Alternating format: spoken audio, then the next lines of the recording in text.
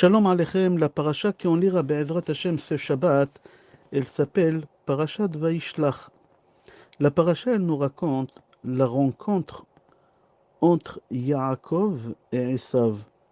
Après 34 ans qui ne se sont pas vus, comment les comptes de 34 ans, Yaakov, il était chez Lavan 20 ans.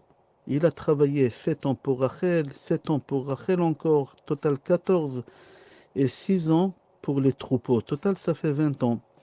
Mais avant ça, il était à la yeshiva pendant 14 ans, chez Shem Vaever. Total, Yaakov et Esav, ils ne se sont pas rencontrés pendant 34 ans. Et là, la paracha, elle nous raconte la rencontre entre Yaakov et Esav. Et la paracha, elle nous dit que Yaakov, il avait très peur de cette rencontre avec son frère. Et c'est étonnant, pourquoi tu as peur? Hachem, il t'a promis qu'il va te protéger. Hachem, il t'a dit, n'ayez pas peur. Et aussi, quand Yaakov quitte chez Lavan, après 20 ans qu'il était là-bas, en partant, Hachem il lui répète, il lui dit, ne t'inquiète pas, je te protège, je suis avec toi. J'aimerais savoir de quoi Yaakov il avait peur. Hachem il le rassure. Et quand même il a peur de cette rencontre.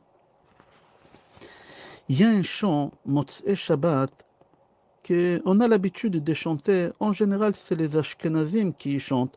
Il y a des Sparadim aussi qui chantent ce chant-là. אמר אדוני ליעקב, אל תירא עבדי יעקב. אמר אדוני ליעקב, אל תירא, אל תירא עבדי יעקב, אל תירא. On a l'habitude personnellement de chanter ce chant Motzei Shabbat. Et tout le chant, il est écrit en ordre alphabétique. Et tout ce chant-là, c'est sur la peur que Yaakov il a eue à la rencontre de son frère Esav. Alors tous les samedis soirs, on chante à Yaakov une mélodie, n'aie pas peur. La question qu'elle se pose, pourquoi on chante à Yaakov Motzei Shabbat samedi soir? Peut-être ça aurait été préférable qu'on lui chante au troisième repas de Shabbat, parce que la troisième repas de Shabbat, elle appartient à qui? À Yaakov. Alors chante au troisième repas de Shabbat. Pourquoi tu chantes au quatrième repas de Shabbat? C'est rapporté dans le tour Siman Resh Ain Hei. Regilim להזכיר אליהו הנביא במוצאי Shabbat. On a l'habitude de répéter plusieurs fois le nom d'Eliyahu Hanavi samedi soir. Pourquoi? Il dit le tour parce qu'Eliyahu Hanavi viendra nous annoncer la Géoula. Le Ben Ishraï dit qu'il faut répéter 130 fois Eliyahu Hanavi. Ok. C'est rapporté dans Gemara et Rouvin qu'Akadosh Baruch Hu il a dit au Béné Israël, sachez qu'Eliyahu Hanavi ne viendra pas veille des Shabbat et veille des fêtes pour vous annoncer la Géoula. Jusqu'à Motzei Shabbat. Qu'à Motzei Shabbat, Eliyahu Hanavi, il peut revenir nous annoncer la Géoula. Alors c'est pour ça on chante Motzei Shabbat, Eliyahu Hanavi, Eliyahu Hanavi. Pourquoi? Pour rappeler à Eliyahu Hanavi, n'oublie pas, tu n'es pas venu vendredi, tu n'es pas venu samedi, c'était prévu. Mais là maintenant tu peux revenir. Comme ça c'est marqué dans le tour. Alors, j'aimerais comprendre pourquoi on chante samedi soir à Yaakov et à Eliyahu Hanavi. Il y a beaucoup de chants. Eliyahu Hanavi. On chante pour Yaakov et Eliyahu Hanavi samedi soir. Abu Derham répond et il dit il faut que tu saches que dans le Tanakh, c'est marqué 5 fois le nom de Yaakov avec Vav. Yud, Ain, Kuf, Vav, Bet. Et 5 fois dans le Tanakh, c'est marqué Eliyahu sans Vav, c'est marqué Elia. Ine anochi sholech lachem et Elia hanavi lifnei bo yom Hashem agadol ve'anora. Comment ça se fait que Yaakov il a 5 fois Vav et Eliyahu il lui manque 5 fois Vav? On dit parce que Yaakov il a pris de chez Eliyahu 5 Vavim des 5 endroits dans le Tanakh et il lui a dit le jour que tu viendras annoncer la Géoula, je te rendrai les 5 Vavim. Passe d'abord par chez moi où je suis enterré au caveau des patriarches et je te rendrai tes Vavim. C'est-à-dire qu'on voit qu'Eliyahu Hanavi et Yaakov ils sont liés au moment qu'on va être annoncé à la bonne nouvelle que le Mashiach il est venu. Je répète, samedi soir on rappelle Eliyahu Hanavi et on chante aussi à Yaakov Avinu. Il y a une troisième personne on le rappelle au quatrième repas des Motzei Shabbat. C'est qui?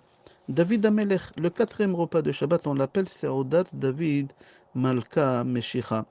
C'est-à-dire qu'à Motzei Shabbat, on a l'habitude de rappeler trois personnages. Yaakov Avinu, Altira Avi Yaakov, Eliyahu Hanavi, Eliyahu Hanavi, et David Amelech.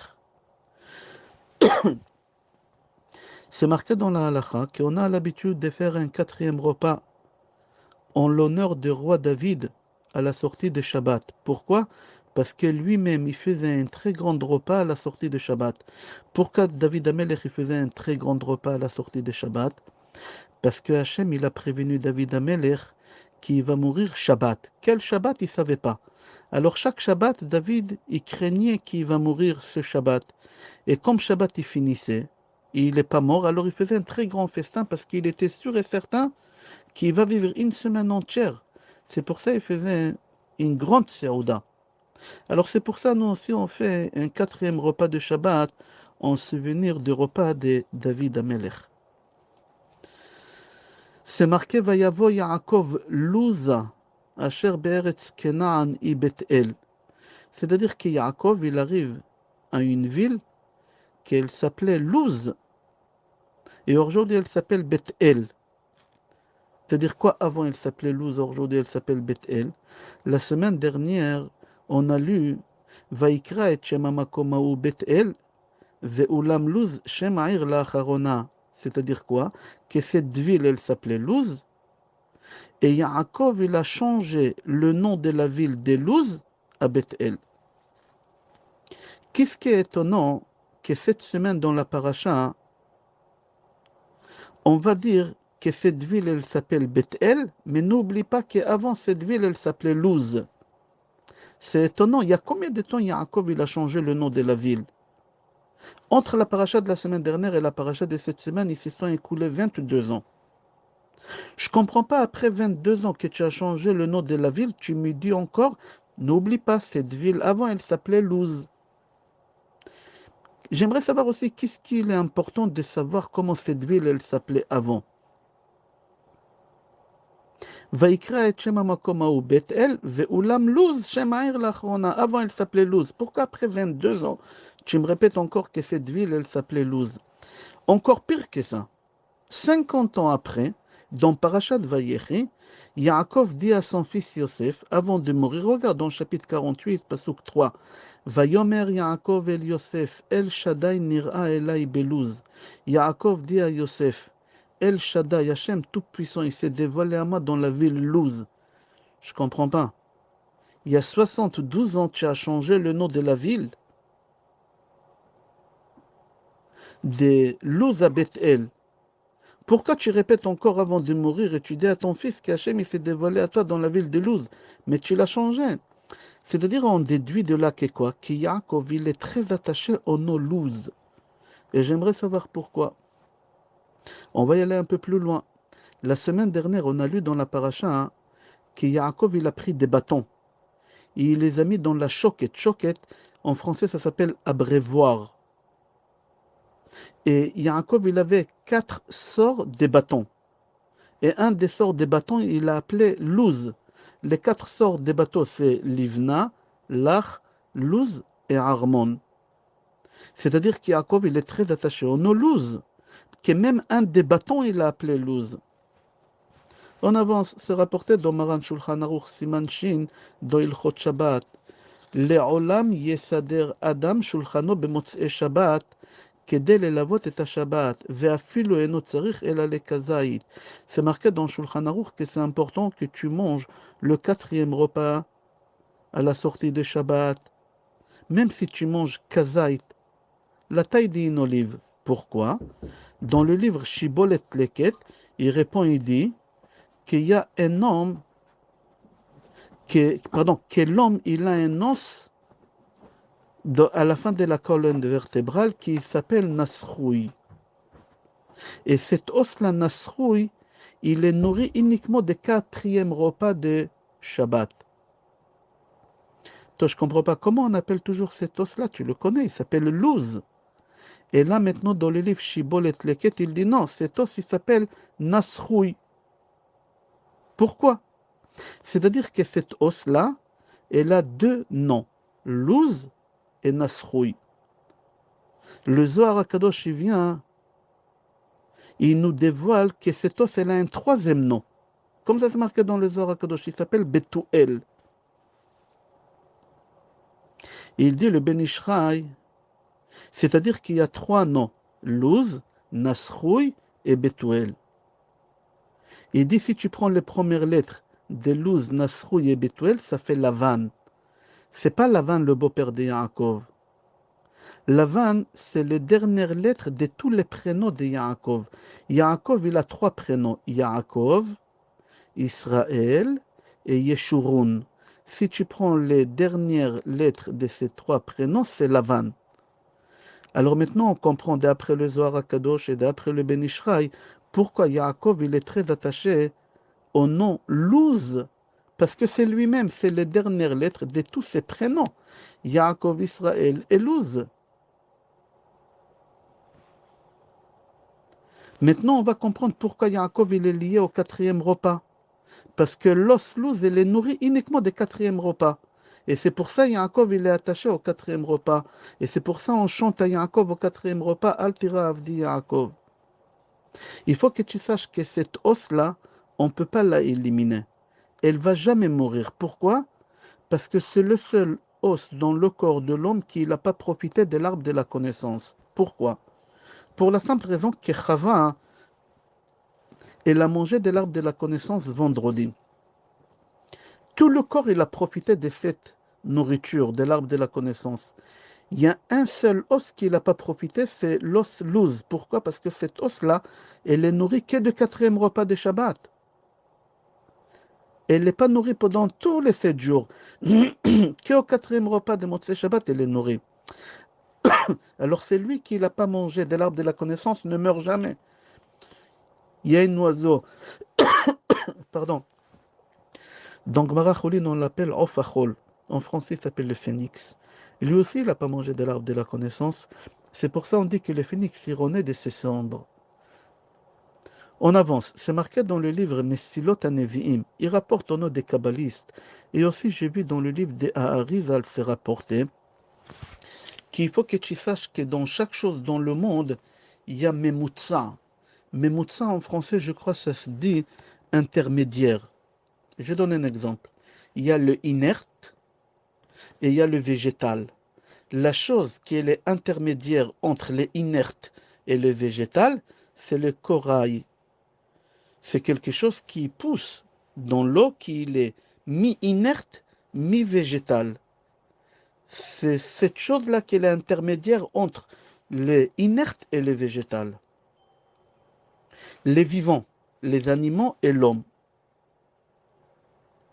L'intermédiaire entre les animaux et les hommes, il appelle Chai Medaber, vivant, et celui qui parle, c'est l'homme. Il dit c'est le singe. Comme ça, il dit à Gaon Mevilna. À Ria Kadosh, il dit qu'entre le corps et l'âme, aussi, il y a un intermédiaire. Le corps, c'est quelque chose qui meurt. L'âme, elle meurt jamais. Qu'est-ce qui fait l'intermédiaire entre le corps et la neshama? Il dit c'est l'os Luz. Etzem Luz. Il dit encore à Gaon Mevilna qu'il faut que tu saches qu'il y a quelque chose qui fait intermédiaire même dans le temps. Il y a Shabbat et il y a Yom Chol. Qu'est-ce qui fait l'intermédiaire entre Shabbat et Yom Chol? C'est le quatrième repas. Et au quatrième repas, l'os Luz, elle est nourrie. Pourquoi je ramène tout ça? Parce que j'aimerais arriver au Kotel HaMa'aravi. J'aimerais arriver au Kotel HaMa'aravi. Que le Kotel HaMa'aravi, c'est comme l'os Luz. Comme l'os Luz, elle est éternelle, le Kotel HaMa'aravi aussi, il est éternel. Jamais on pourra détruire le Kotel HaMa'aravi. Qui a mis la première pierre au Kotel HaMa'aravi? Certes, c'est Shlomo HaMelech qui a construit le Beth HaMikdash, mais la première pierre de la fondation, qui l'a placée? C'est Yaakov Avinu. C'est lui qui a mis la première pierre pour construire le Kotel HaMa'aravi, pour construire le Beth HaMikdash. Où on a vu ça la semaine dernière. quand il a fait un rêve, il a pris avant qu'il s'est endormi 12 pierres. Cette pierre, elle est devenue une seule pierre. Et il a mis de l'huile dessus. Cette pierre-là, Yaakov, il l'a placée au mont Moria, que c'est là-bas où il y a le Beth Amikdash, comme la première pierre de la fondation des Beth Amikdash. C'est-à-dire que celui qui a mis la première pierre au Beth Amikdash, c'est Yaakov. Yaakov n'oublie pas que c'est lui qui a instauré la prière des Arvit. Quand est-ce qu'on fait Arvit? Ba'erev. C'est les mêmes lettres que Kotel Ma'aravi. C'est-à-dire que le Kotel Ma'aravi appartient à qui? Appartient à Yaakov. Écris le mot Ma'arav. Mem Ain Resh Bet. Ça veut dire quoi Ma'arav? Rachel Mevaka al Banea. Rachel pleure pour ses enfants. Rachel, c'est la femme de Yaakov. On a dit que l'os louz, c'est une os éternelle. Le côté la Ma'aravi, on a dit qu'il est éternel. Il y a un homme aussi qui est éternel, c'est Eliyahu Hanavi. Il y a encore un homme qu'on peut l'appeler aussi éternel, David Melech Israël, Chai Vekayam, comme ça on dit. Et il y a encore une cinquième personne qui est éternelle, c'est Yaakov Avinu, L'onemra mita Yaakov. Et là, le quatrième repas, on ramène tous ces personnages qui sont éternels, que ce soit l'Oslouz, que ce soit Eliyahu Hanavi, que ce soit Yaakov, que ce soit le roi David, Chai Vekayam. On les réunit tous pendant le quatrième repas. C'est-à-dire que quoi? Pourquoi Yaakov il est lié au quatrième repas? David il est lié au quatrième repas? Parce que tout cela ils sont liés à la venue de Mashiach Bekarov Mamash. Amen Be'ezrat Hashem. Et tout cela ils sont éternels. Et tout cela ils seront là quand le Mashiach il va venir Be'ezrat Hashem.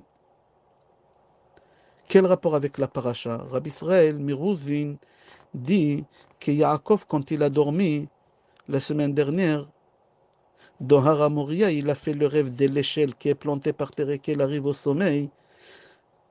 Comment on dit échelle en hébreu? Soulam. Écrit Soulam. Sa mère, Lamed, même.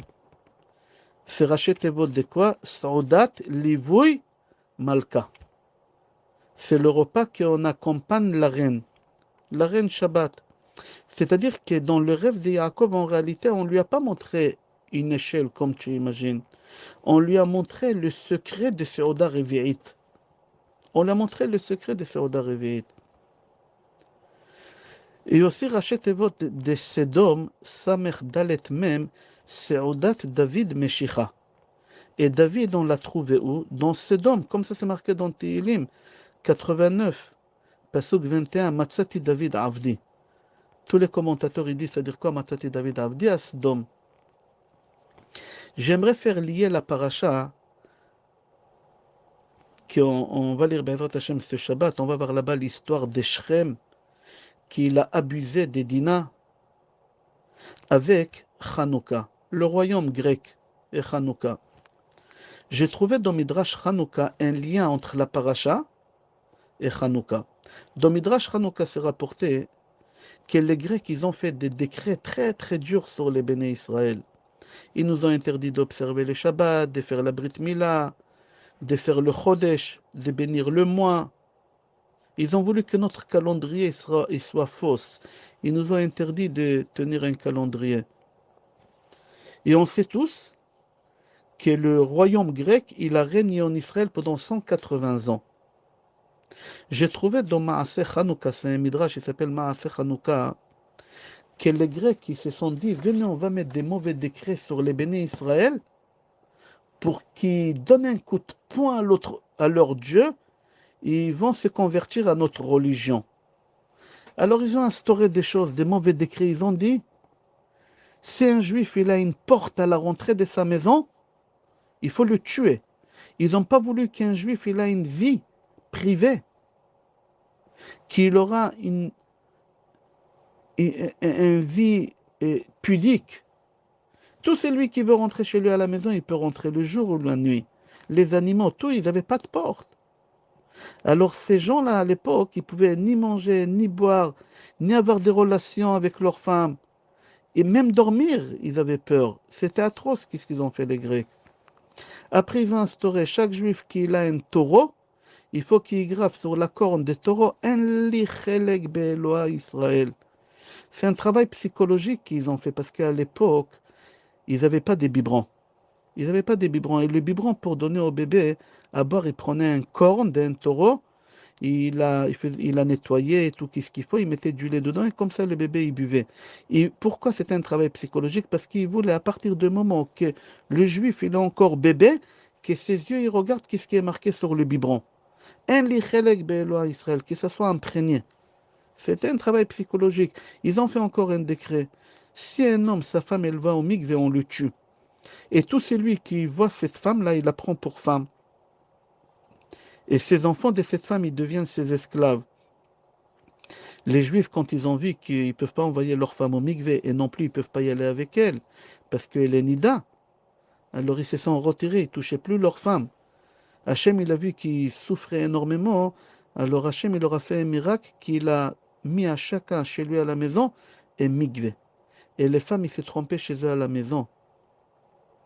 Après les Grecs, quand ils ont vu que ça bouge rien chez les Juifs, ça fait rien bouger, alors ils ont décrété une loi très moche, qu'une jeune fille, quand elle se marie, la première nuit, elle doit passer chez le curé. En français, ça existait aussi en France, ça s'appelle le droit de cuissage. Alors comme les papas ne voulaient pas passer leur fille chez les curés le premier soir, alors ils ne mariaient plus leurs enfants et les jeunes filles restaient comme ça célibataires, ils vieillissaient à la maison vierges les pauvres. C'est-à-dire que les Grecs, ils abusaient des jeunes filles juives comme ça. Et tout ça, ça a duré pendant 3 ans et 8 mois, jusqu'à qu'il s'est passé quelque chose avec la fille de Matatia, Cohen Gadol.